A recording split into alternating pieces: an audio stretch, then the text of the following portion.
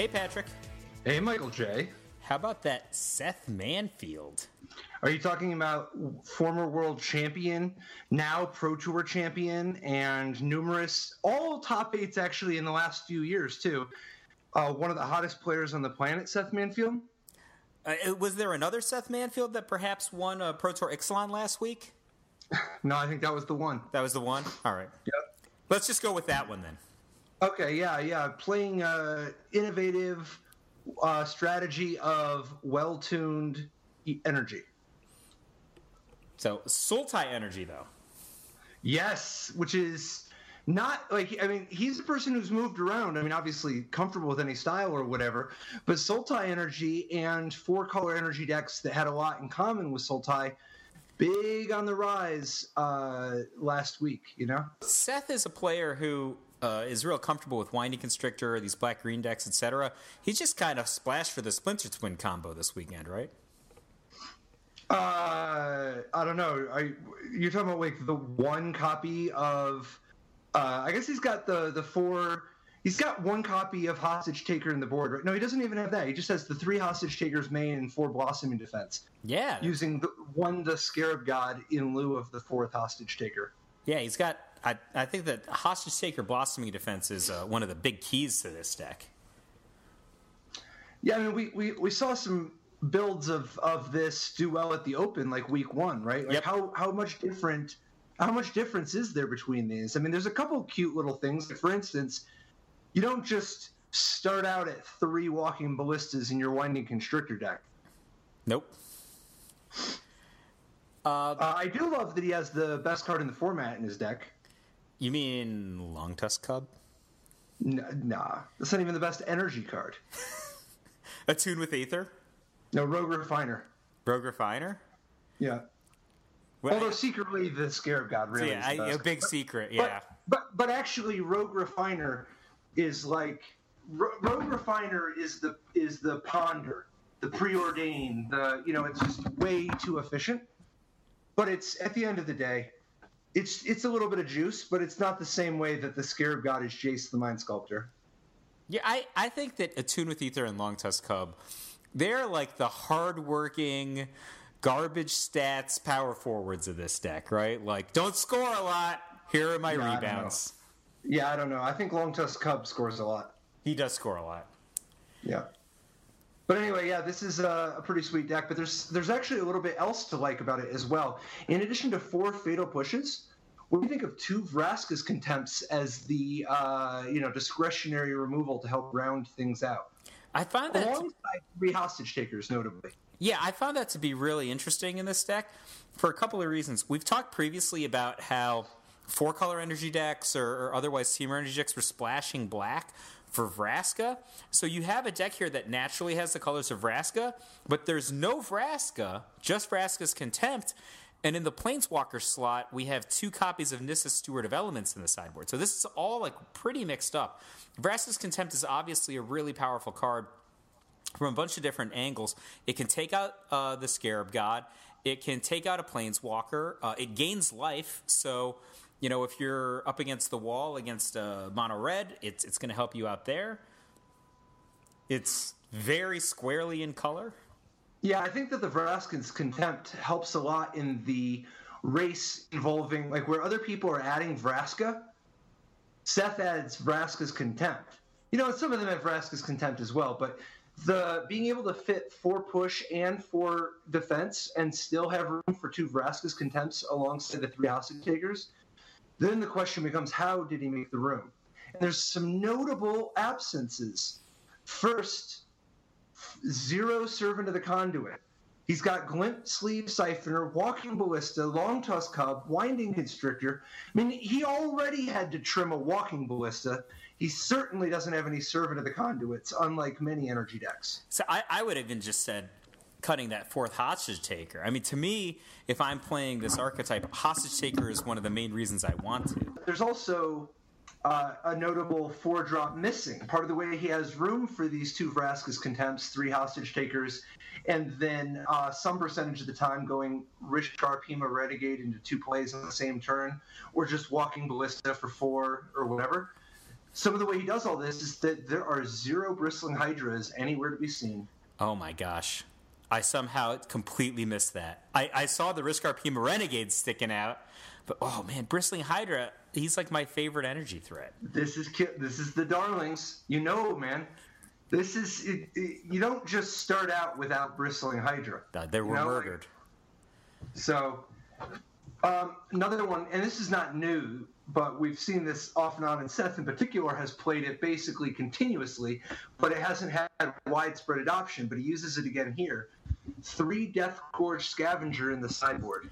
Yeah, I kind of like the sub-theme in this deck where you have 2 copies of Vraska's Contempt main deck and the 3 copies of Death Gorge Scavenger and then 1 copy of Appetite for the Unnatural. There's like a bunch of ways to gain life, and all these cards do something else also, but like it's just a little something, you know, like you can just 2 here, 2 here, 2 here kind of thing.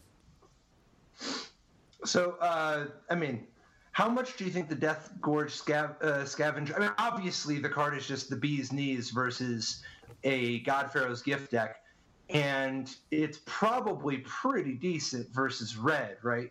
It's not like insane or whatever, but as part of a plan, it's an improvement. I think it's great against red, right? Like, how many times do you have to gain life before the red deck is like, this sucks? And also, it's just fine. It's like 3/2 for 3. It almost automatically has value when you play it. And they're at least using like an Abrade or something on it, right? And it's going to trade with pretty much everything. If you get a clean shot in, it's I think it would put you way ahead. A clean shot? A clean shot. It doesn't defend very well for a 3-drop. I mean, it's still fine, right? Like, it's probably there's enough, right? I mean, a trade is fine against mono red, right? Like, because it's got. Not always. This thing gets destroyed by Hazoret and Glorybringer. Well, that's true, and also true. And Chandra. And that's to say nothing of On-Crop Crasher.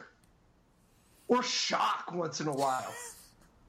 I'm just saying, I think it can be part of a plan, but I don't think this card falls under the realm of just like, oh my god, this is like Kitchen Finks against a red deck. I think that the part of a plan is real important in part because of curve. So you've got this on 3, and then a lot of the cards that you were naming, Glorybringer, Hazoret, etc., those are really substantial threats. But when that part of the game is going on, Seth is going to be able to counter with Essence Scatter or Vraska's Contempt, both of which are highly advantageous relative to those 4 and 5 drop cards. I think like here's what I like. You'll have a lot of accretive value. What I like is that you want to cut these Glint Sleeve Siphoners anyway. Yeah. Like after boarding against them, you know? Yeah. They're not doing very much on defense, I'll tell you that. No, but if you can bring in some Die Youngs and Death Gorge Scavengers, Die Young is super cute. It's a cutie. Harness Lightning for the discriminating Soul Tide Mage. Yeah, so you can Die Young a Hazoret, right? You can. That's pretty nice. Yeah, I like that. That's a solid. Yep, that's the joke. That's pretty sweet, right? Yeah, that's a solid. I like him. Besides, it's not like there's just like an abundance of 2-cost removal in this color combination, right? Like, you want to play with something. I mean, you could walk the plank. Yeah, that doesn't... Hazoret does not walk the plank. No, I love the fact that you can Die Young a Hazoret. It's much better than Harness Lightning against a Hazoret. And it's comparable to Harness Lightning against a lot of other threats. So how do you think this build compares to Mike Sigris, 4-color energy? His build, which also, lots of the same stuff, but obviously with Whirler, Virtuoso, Harness Lightning, and Glorybringer, and Chandra, of course. But he's a great example of the new style with 3 Chandras and 2 Vraska Relic Seekers. Yeah, so I would say that Sigrist's deck is, quote, more traditional, but then you throw in those Vraska Relic Seekers, that kind of makes it the new style, like you said. Yeah, this is interesting because it's the 4-color style. Initially splashing for Scarab God, now with those Vraskas, but only 22 lands. So I think that they must have put some extra work in there, right? So the 23rd land was kind of the drag on the 4-color versus 3-color Temur ones before. Yeah.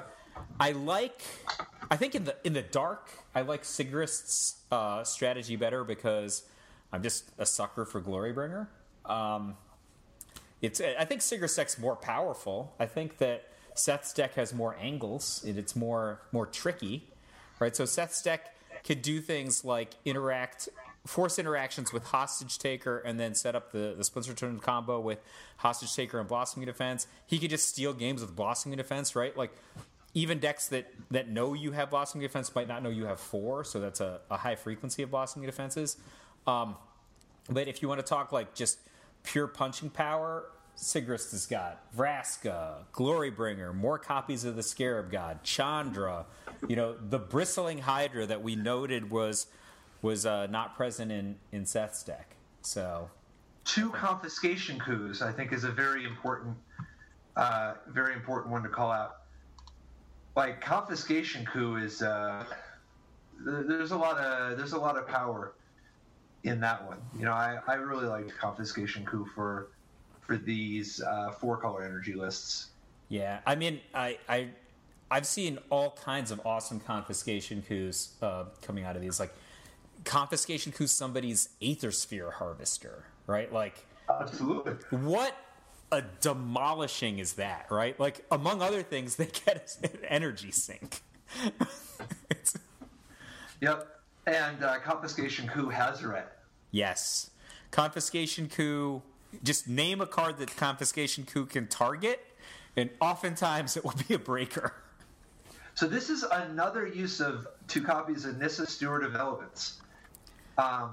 Nissa Steward of Elements, there's a number of interesting little components to it. By costing 3, it can come down a little earlier and sometimes duck under certain types of counter magic. But it also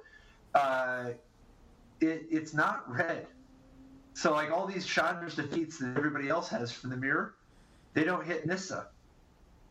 Additionally, Nissa's ability to give you another endgame is particularly good against all the people playing Settle the Wreckage.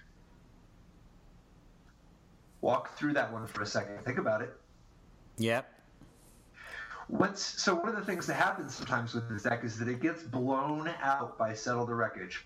If you attack with a Long Tusk Cub, a Rogue Refiner, and a Bristling Hydra, and they Settle the Wreckage, you're really in bad shape. And what's more, if you don't attack, if you just start like respecting that they have 4 open, and they can just Hieroglyphic Illumination or Glimmer of Genius or or just have extra time to start gear hulking, that's not a great plan either. Yeah, they're just going to build resources better than you, right? Like, like this deck's strength is that it can put out really powerful permanents, but if you're not doing anything with those permanents, like they're just sitting at home, right? Like, what's a Long Tusk Cub who isn't trying to accrue energy? Right. But if you go all in and they Settle the Wreckage, when you just drop Nissa and immediately Nissa for 7 ultimate and she's still around, you're kind of doing it. Oh yeah, I agree. I think like that's like a really powerful endgame. And it's a good, it's a good unflood me, right? Yes. Yeah, very much. And additionally, the fact that it goes 3 into 5 is kind of nice for certain Glorybringer matchups. For like just having another, like the fact that it doesn't just die, it doesn't get shot, even though it's a 3-drop, it doesn't just get shot down by Glorybringer, and the Glorybringer doesn't kill it one hit. There was another 4-color energy deck though, Peter Glogotsky, with an even more traditional, in that he goes so far as to go all the way back to Sky Sovereign Council flagship. Yeah, this is. Oh, go ahead. All right, this is just like pretty squarely in the middle of a traditional 4-color energy deck, except for he's got those Vraskas also. Vraskas instead of Chandras. But then he also has a little piece of spice that we saw in a couple different places this past weekend. 1 Supreme Will main deck. Well, he's got 1 Supreme Will and 1 copy of Blossoming Defense in the main deck. So, like, I mean, can you imagine if he snags you the first time with a Blossoming Defense or a Supreme Will, and then now, like, for game 2, that's the card you're playing around? Like, you have no idea how many copies he's got? But like, no hostage takers. Instead, just Sky Sovereign Council Flagship. No Glorybringers either. Oh. Instead of Glorybringer, he's got Sky Sovereign. Yeah, 2 Scarab Gods. I will never wrap my head around these decks with, like, 3 copies of Bristling Hydra, 2 copies of Bristling Hydra. Isn't that the whole point? No, I mean, look at Seth. Yeah, he has 0. Yeah. 0 I can get behind. But 2 or 3, that's a head shaker. What do you think about these 2 Rivers Rebukes in the sideboard? 4 blue sorcery, return all non-land permanents rolls to their owner's hand. Love it so much. This is the most Michael J. Flores card of the day. This is literally, I was literally saying to someone like a week ago, you know what is I think is the best mirror breaker? Rivers Rebuke. Everybody's just like, the board's getting so clogged up. Everybody's got Whirler Virtuoso tokens. Nobody's attacking. It's just brick walls. People are setting up Planeswalkers. No. One-sided, like, might as well be a Wrath, kill you with 1 big swing. Nobody's interacting with it. Play with it. Obliterate you. Yeah, the thing is, like, what are the chances, if you don't know Rivers Rebuke is in the opponent's deck, that you bring in your negates in the Temur mirror match? 0? I mean, are you going to target negate on, like, Sky Sovereign or, like, I don't know. Like, why would you bring it in? I guess Confiscation Coup is a threat. Maybe you want it there. You're not even going to want this guy for Sovereigns, right? Like, it's just so bad versus Abrade. Yeah, so nobody's going to have their negates, right? It's just going to be like, let's both amass a ton of material. You know, maybe this game's about Scarab God. Maybe this game's about Whirler Virtuoso. Maybe this game's about, like, 1 ginormous attack with Bristling Hydra. I don't know. But, like, it seems to me like it's pretty easy to have these situations where the board is just gunked up and you're just like, Rivers Rebuke kill you. They're not going to stop it. That's what's insane. Rivers Rebuke is like Whispers of the Muse with the buyback. Exactly 1 time. No, because, like, if you've got 2 Rogue Refiners in play, you can, like, go Rivers Rebuke myself, and then play both Rogue Refiners, and then for 12 mana, you can draw 2 cards, like Whispers of the Muse. You could do that. That is a thing you could do in a very unusual game. You know, it comes to that sometimes. So, dude, Energy. We're not even done. Christian Hawk playing Temur Energy. This list is kind of...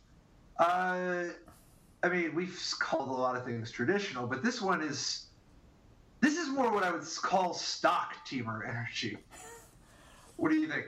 I mean, it is...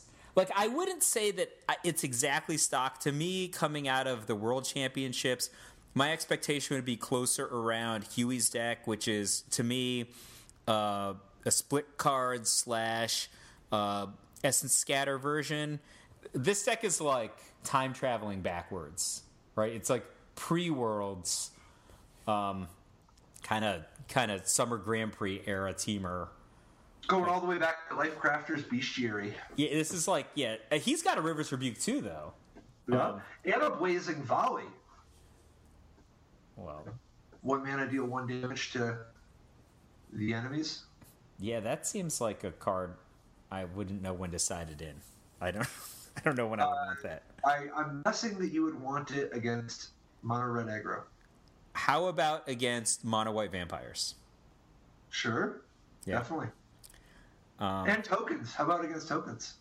I can see it against tokens. Yeah, all those matchups. So Vizier of Many Faces. This is, we saw this in a couple sideboards, but I think actually some of the CFB guys actually main decked Vizier of Many Faces. I think it was actually a pretty good card for the weekend.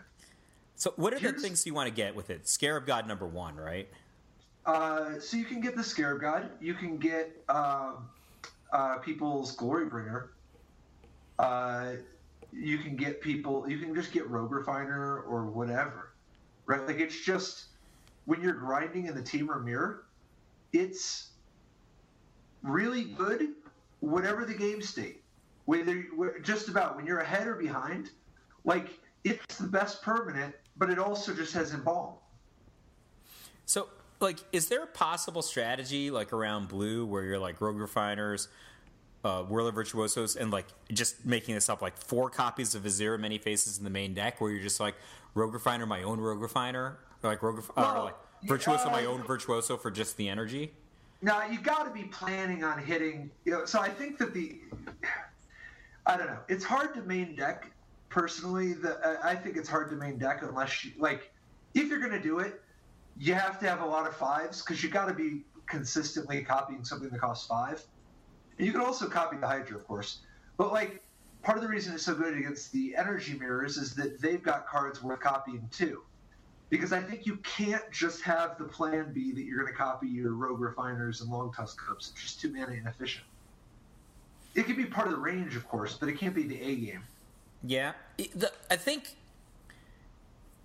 this is like so speculative. Like it's a thing that it seems real speculative, but it seems like it should happen at some point.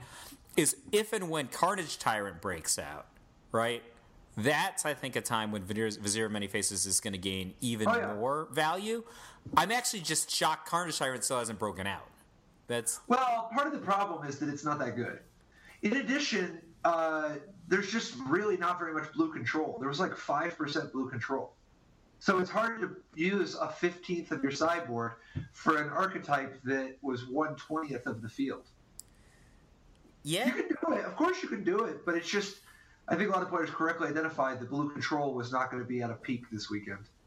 Fair enough. Yeah, I'm really surprised that... That said, Guillaume Matignon making his return with a Jeskai approach deck, which is really just... I mean, obviously, he's a great player. You can tell when Guillaume and Guillaume Wafotapa, the two of them get together. And I saw Wafotapa at the site, too. Both of them, I don't think they've been playing a ton lately, but you can see a Guillaume deck. You can tell a Guillaume deck, and in this, there's a lot of atypical choices made here that are right up these Frenchies' alley.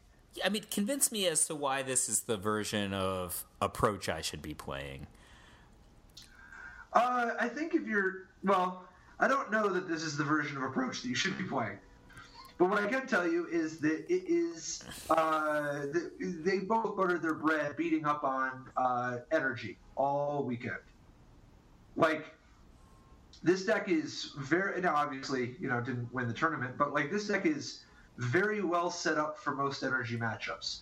To begin with, energy really struggles with approach of the Second Sun Game 1 anyway. And... The control elements here just line up well. Being able to play these counter spells instead of a bunch of 1-for-1 removal, and the ability to use Pull from Tomorrow or Torrential Gear Help to go. He's got a lot of the aspects of a blue-black control deck, and in fact can sideboard in Torrential Gear Hulk and even the Locust God for inevitability. I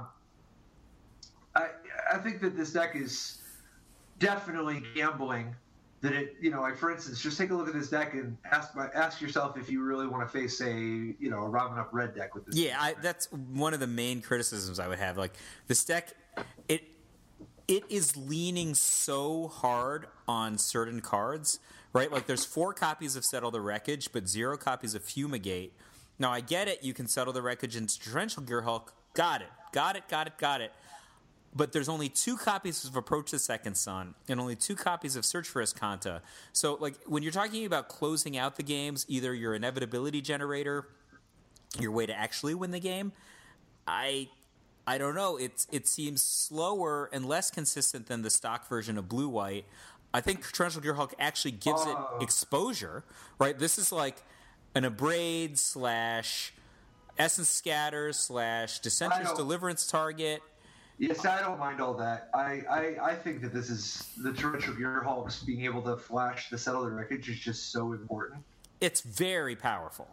Additionally, I think that, like for instance, not just packing to Gideon. You know what I mean? Like it's besides it. If you're not talking about closing out the game before you're getting decked, right? Because he's got 2 copies of Commit to Memory. I mean, just like. Commit to Memory is a formidable card, both with Torrential Gearhulk and with Approach of the Second Sun. I've played a lot of Approach, and it's not about closing the game out before you're getting decked. It's about closing the game out before you get killed. That's the thing that, like, you like your first approach will keep you alive. No, it's not a close the game out before you get killed type of situation. I think you just have to try to establish control. And then you just use Approach to win by, through a means involving avoiding interaction. I don't know. I don't think this deck can establish control. It's got like one I guess he has 4 disallows and an Essence Scatter, right? Like he's got 4 Censors and 2 commits. Like, and then 4 Harness Lightning, 4 Settle the Wreckage, and he draws it more often because of Opt. But no cast out. Like, if your opponent has a Chandra, it's just kind of going to be there, right? Like, Commit to Memory. Okay, I guess you can attack it. I guess but I think Chandras typically come with Abrades. I guess Commit to Memory is just the best you can do. Well, no, you could play with Cast Out, for instance. But he doesn't. Correct. So I'm not second guessing the Guillaumes, right? This is obviously the umpteenth great finish by former world champion Guillaume Matignon. I love the fact that they did a little something different with an archetype that I already found to be super engaging. I'm just scratching my head that there's 2 copies of a lot of the cards that I think this deck would want to lean on. And there's the fact that there's no Fumigates anywhere is kind of making me grit my teeth. I think that card's very good. No. The card is very good, but remember, everybody knows that it's so good that maybe they're just playing around it. And they're going to respect the Fumigate without you even having it. I don't know, man. I'm trying here. I would play Fumigate. At least in the sideboard, right? I don't know. Maybe. How do you like Baral Chief of Compliance in this deck? Do you think that guy is... That's one of my favorite parts of the deck. Yeah? Yeah, I love the Baral. So there's a variety of things Baral does. First of all, obviously interacting with all these sensors and just the various Harness Lightning, even Essence Scatter, but also Settle the Wreckage on turn 3 is actually not as silly as it sounds. Well, it doesn't sound silly at all. It seems kind of awesome, actually. And same with Glimmer. Then here's the big thing. Baral blocks. I love Baral blocking. He's the Tocatli Honor Guard of this archetype. Yes. And then finally, Approach of the Second Sun, a turn early. That's very reasonable. It's also a good combo with Fiery Cannonade, because Fiery Cannonade dealing 2 as a sweeper and Baral being a 1/3, you get a little bit of that icy sweeper action. I don't know. Fiery Cannonade is easier to cast and it works with the Gearhulk, but I would hate to play against one of these Robin Up red decks and they've just got Rigging Crew and Captain Lannery Storm, Wily Goblin, and they're just Kari Zen's a 1/3 anyway, and they're just pirating me right out. Oh my god. Can you imagine? You would be the only person that treasure red deck from Worlds could beat. So, and plus, I don't know. I'm not the biggest believer in Opt. But that said, I think that once you're just digging to Approach, it changes the equation a little. But I think this deck is super cool. I actually disagree on that one. I think you don't think it's super cool? No, I don't know. I think it's super cool. I think that the Opt, if your argument is the Opt digs to Approach, I mean, you can make the counter argument we should just play Hieroglyphic Illumination and another Approach, right? You get more Approach density by playing another Approach than you do by opting. Yeah, but the Opt, I think it's because of this deck aiming to be lower to the ground. I think that in some ways Opt is attempting to make up for the relative shortage of early interaction, and that he doesn't want to be dirtling early. I'm a little surprised, but I'm guessing that's the theory. What do you think about these blue-white, and I'm looping this Jeskai approach deck into the blue-white decks in general, decks with only 2 copies of Search for Azcanta versus most of the blue-black decks playing 3. I don't understand why they play so few. In fact, I would be willing to play 4. I think it's because the metagame has shifted and evolved a little bit. Like, it's Search for Azcanta gets destroyed a little bit, but it also I don't know, man. I would play 3. Who am I kidding? Like, I think that Demystify is a high-value sideboard card. Like, there's. I don't know about all that, man. I mean, it can deal with Search for Azcanta in a mana advantageous way, and there are like a lot of fights where you need to like remove a cast out or an Ixalan's binding, and that would be very valuable. Like, this deck can get pinned under Gideon. Like, yeah, but like, there's also God-Pharaoh's Gift, man. It sucks to be playing Demystify when you can play with an answer that can also hit God-Pharaoh's Gift or Gate to the Afterlife. Okay. Although I don't know. This one went a little different. Pascal Maynard finished second.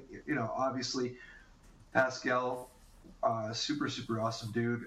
Great to see him put up another big finish. And with the deck of white-blue Gift with a few tweaks. And this is the style of God-Pharaoh's Gift deck that instead of relying on Gate to the Afterlife, he's got Refurbish. He's got things like Chart a Course and Strategic Planning. But then also, obviously, Champion of Wits and Minister of Inquiries are pretty standard, but also Search for Azcanta with the ability to loot away God-Pharaoh's Gift on top of your deck. Or Angel of Attention, but... This is a completely different style. Like, it has all of those put things into the graveyard cards that you just mentioned from Search for Azcanta on 2. This is actually one of the few decks I think that actually wants to discard a Chart a Course instead of drawing extra cards like most of the time, because it's setting up that refurbish plan with God-Pharaoh's Gift. I don't think most of the time. Is it really more than 50% of the time? Because there's nothing else in this deck that you're going to want to usually discard besides God-Pharaoh's Gift, right? I mean, you're also just putting discard Angel of Invention. I mean, putting guys into the graveyard is more mana efficient if you have a God-Pharaoh's Gift already in play than casting them. Sometimes. Yeah, but you're not normally. It doesn't really play out. I think that it's a lot. You do discard with Chart a Course a lot with this deck, but you usually if you already have a God-Pharaoh's Gift active, you're already winning. And if you don't have a God-Pharaoh's Gift active, the only card you really want to discard is God-Pharaoh's Gift. Most of the time. Yeah. But yeah, you're still going to discard more often than average. What do you think of 2 ops, though, man? I don't know. I can't get behind I don't know about all that. I would just play 2 more Search for Azcanta or 2 more Cast Out or 1 and 1. I think like this deck actually wants Cast Out all the time. Like, you watched Pascal play, like he'd have both of his Cast Outs in play, and you just can't help thinking while watching the match, like, I bet he wish he had another one. Like, other guy's doing stuff right now.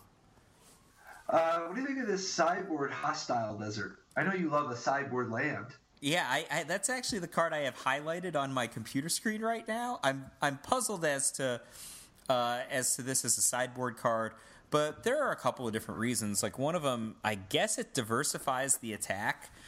Separately, it is a desert, and as a desert, it has some synergy with cards like Ipnu Rivulet. You can sacrifice it for something.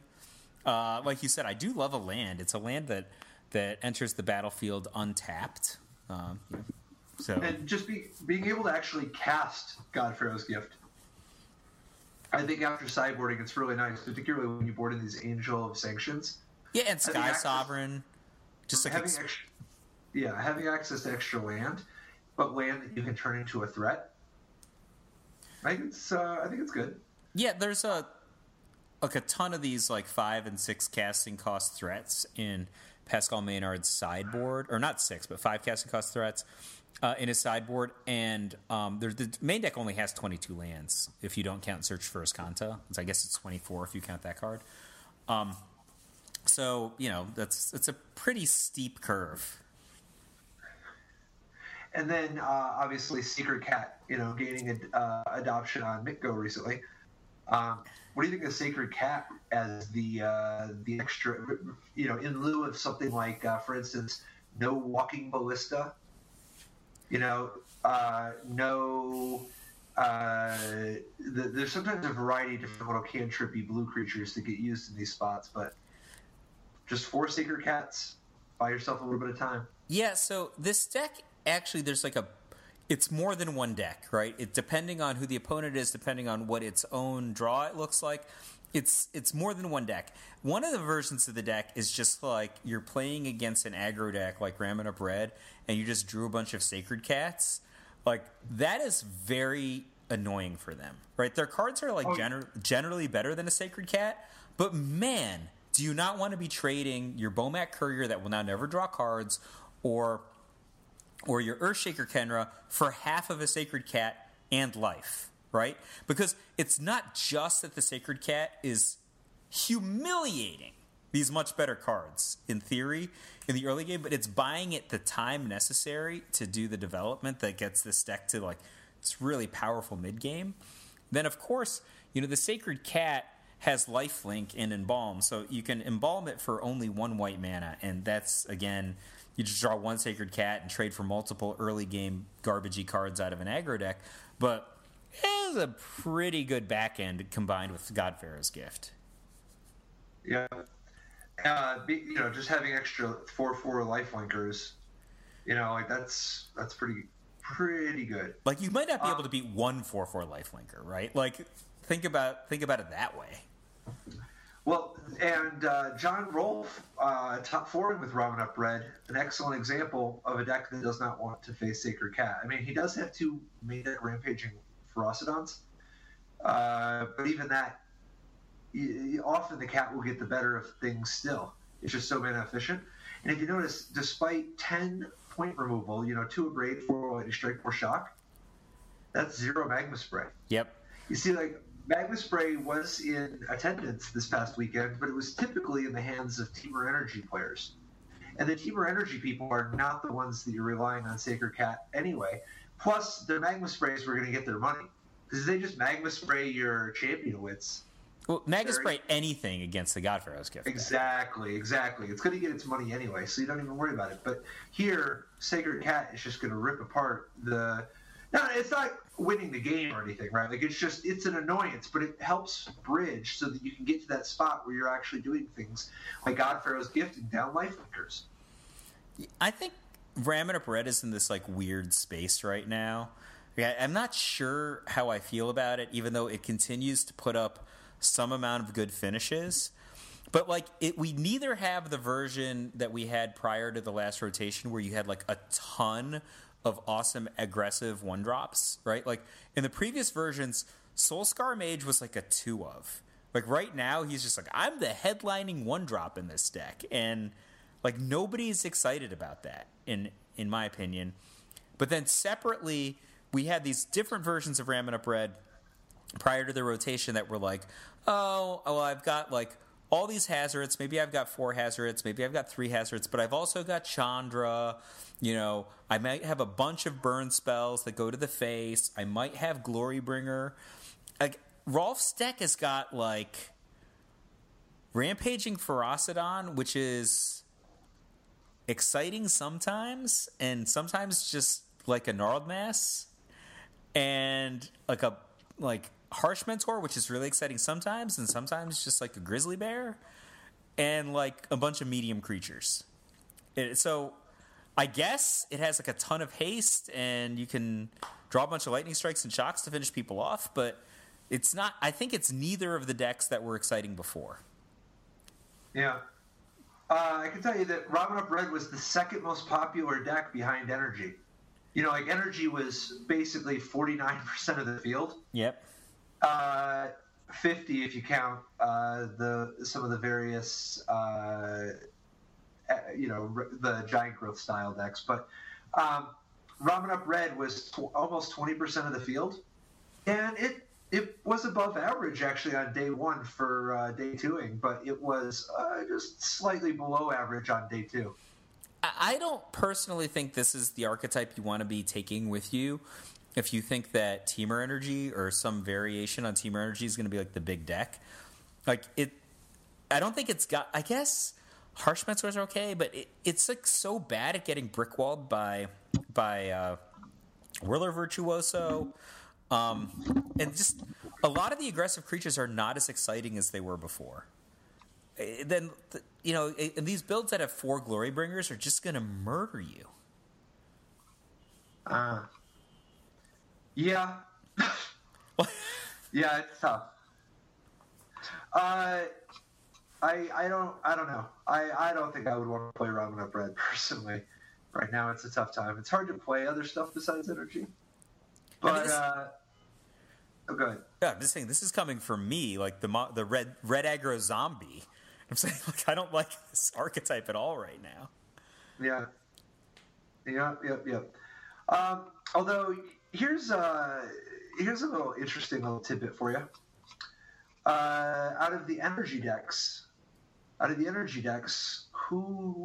which style of energy deck do you like the most? I respect the Sultai deck the most as an opponent, if that's a fair way to answer your question. I think that the Sultai deck, because of its angles, is the most mentally challenging one to play against. I think like the Temur deck, and I think the 4-color deck is close enough to the Temur deck that I just kind of call them the same deck. Like the Temur deck I respect its power level, but I think that for the most part it is extraordinarily straightforward to play against. And I think that the Sultai deck is extraordinarily not straightforward to play against, despite having some good offense. So here's an interesting little perspective. So Sultai Energy. Okay, so just as a baseline, just to give you a sense of some of these things, Temur Energy had about a quarter of its pilots finish 6-4 or better in constructed. This is some data courtesy of our friends at MTG Goldfish. But about a quarter of the Temur Energy people and the 4-color energy people finish with winning records, 6-4 or better. And Robin Up Red, almost exactly a quarter as well. But now here's the mind blower. What would you guess Sultai Energy's conversion rate was? 23 players playing the archetype. What was its rate? Not its conversion rate, but its rate of people getting 6-4 or better win rates. Out of 23? Yeah, like what percentage? There were 23 total. I think 12 had better than average. Way more. Yeah? 16. It was 70% of its pilots finished with winning records by a clear margin. It was the most successful of the major archetypes. Like I think that those angles are a big driver of that. Like if you think about how a conventional deck is going to fight Sultai Energy, whether we're talking about Ramming Up Red, we're talking about in some cases like the Jeskai approach deck or Temur Energy, the early game is about deploying these high value 2-drops like Long Tusk Cub or Glintsleeve Siphoner. And the natural exchange is I go Long Tusk Cub, you go Magma Spray, Harness Lightning, whatever you want, and that's just the mana for mana exchange. If one deck can just foul that with a Blossoming Defense, they have an immediate opportunity to gain an outsized advantage by attacking successfully. And so I think that jump starts the energy on one side sometimes, right? And then separately, you have these mid-game situations where all the decks in Standard right now have some kind of awesome thing. I mean, I guess Approach's awesome thing is a sorcery, but like almost all the rest of them have like some kind of awesome thing like a Hazoret, Scarab God, etc. And the Sultai Energy deck has just this super sick sequence of Hostage Taker and Blossoming Defense. And it's just like anything you can do, I can do better now. Here's one more little tidbit perspective. Almost half of 10 out of those 23 players actually went 7-3 or better. That is a success rate. That's a 7-3 or better rate, 3 times as high as decks, more than 3 times as high as Temur Energy or Ramen Up Red. I mean, I guess the jury is not out about which is the best version. Right, like, despite the fact that there were a quarter as many Sultai Energy decks as there were Ramen Up Red decks, they had basically the same number of people go 7-3 or better. What does the heads up look like? So my expectation is that like the Temur and the 4-color decks are about even with each other, but is the Sultai deck just a better? Sultai, I think Sultai has a small edge in the head-to-head, or at least I think both sides would probably say that their side has the small edge, but the win rates of the two, like all the Temur Energy people put together versus all the Sultai Energy people, it looked like the Sultai Energy people had a small edge. That would be my intuition, but my intuition would also say that the Temur decks have a pretty good edge against Ramen Up Red, and that the Sultai decks don't. I would guess Ramen Up Red has an advantage against Sultai, just because of like I don't think it would be like crushing, but I think it would be relevant, right? Like the Sultai deck is it's so much worse at blocking. I don't know, man. I think the Sultai deck, it's the two good matchups for it are Temur Energy and Ramen Up Red. Yeah, I think it loses to the blue decks that nobody plays. Like I think that Temur, one of the main reasons you would play it is that it blows out Mono Red. Yeah, Sultai Energy beats Mono Red also. I think Temur has a better Mono Red matchup, but I think Sultai beats Mono Red pretty handedly. Okay. I mean, like we said before, that Vraska's Contempt Deathgorge Scavenger it's an annoying sequence. Yeah. Well, so there is one more deck from the top 8 that we did not touch on yet. Samuel Ilfenfeld, first-time competitor with the return of Marduk Vehicles. Yep. Love seeing Heart of Kirin and Unlicensed Disintegration keeping people honest.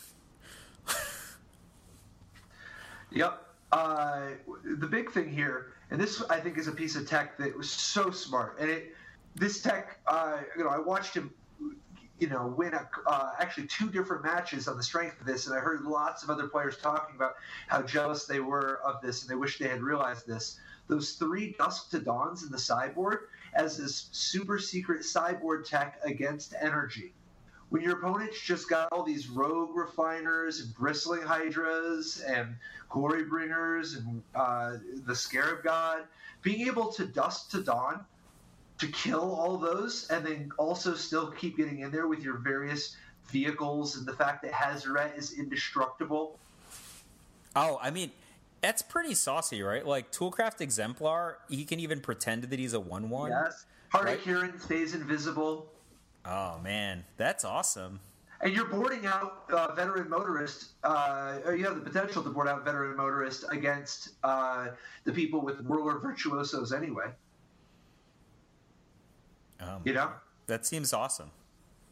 Yeah, because you want to replace the Motorist with Rampaging Frostodon in some matchups, but here, I guess it doesn't even matter for the Dust to Dawn, but yeah, I think Dust to Dawn was super, super sweet, and then having the ability to refill so that when you're going long, one of the other nice things that happens is that by you refilling, there's nothing in your graveyard for the Scarab God to take.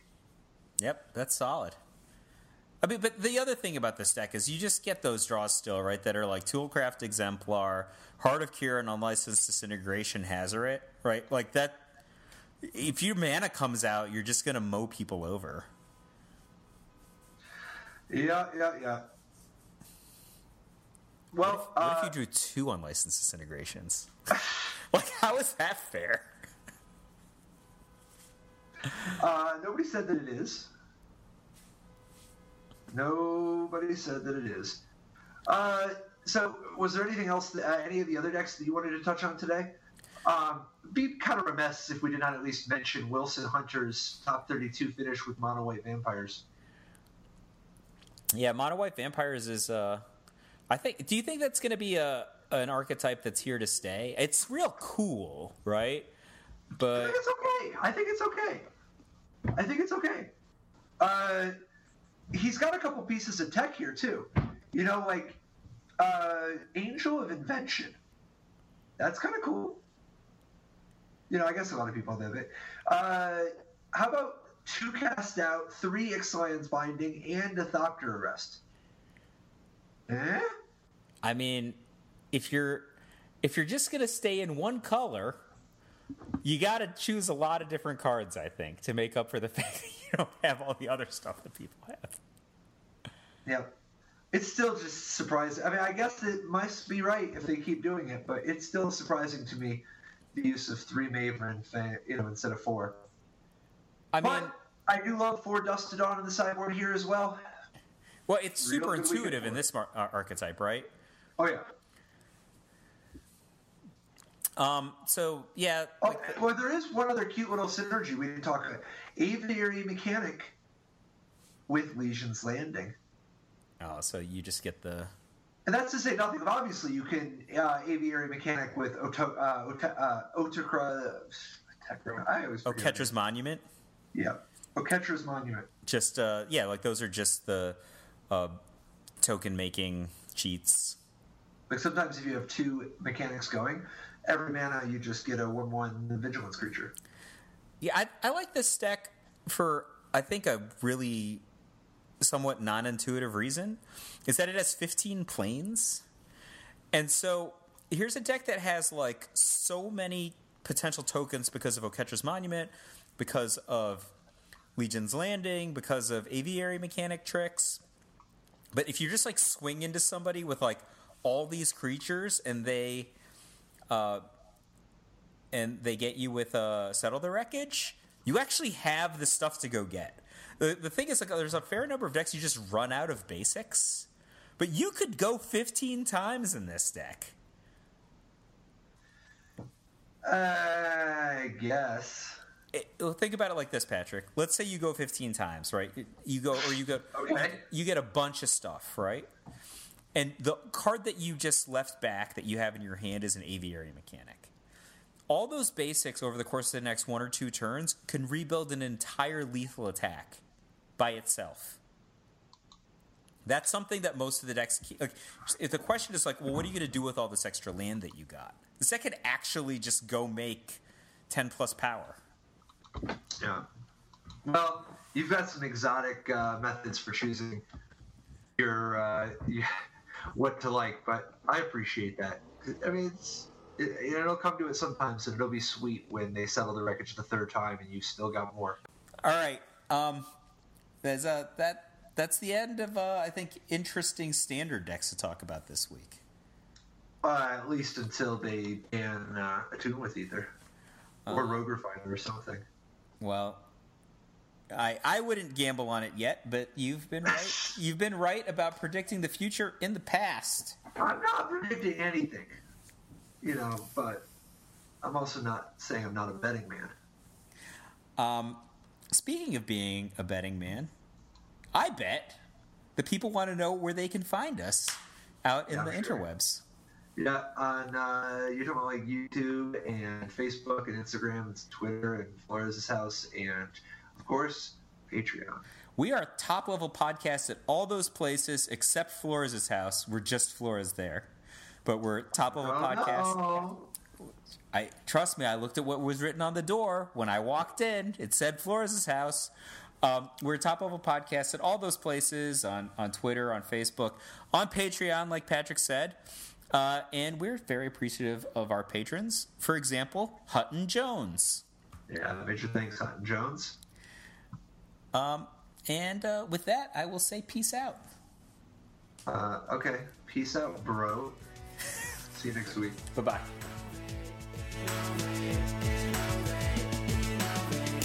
Life didn't work so great. Tried to play dredge for jail or hate. Ghostly prison waiting for my untapped phase. Yukora trapped in amber stasis state. Lost a lot of friends, got left behind. Had to find a way not to lose my mind. Trapped in a vault with nothing but time. Parents and my friends were the key to find. Magic gave me purpose and drive. survive. The game, the love, you kept me alive.